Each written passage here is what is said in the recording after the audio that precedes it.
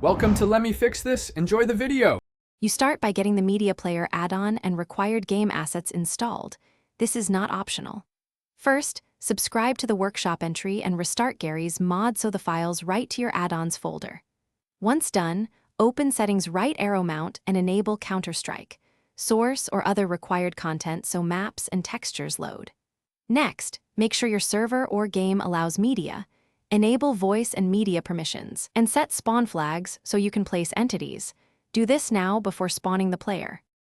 You spawn the media player entity and immediately configure its source, because how you feed media matters. Click the entity and paste a direct URL, YouTube link, or local file path. Prefer HTML5 mode for stability.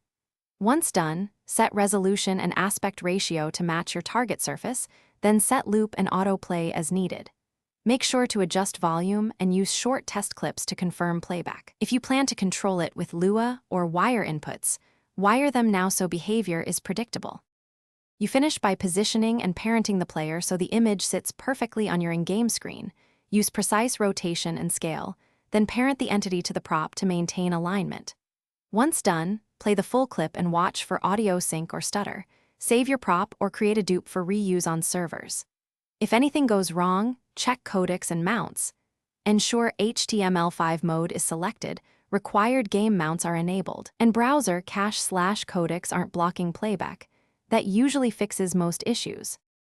Thanks for watching. If you found this helpful, don't forget to like and subscribe.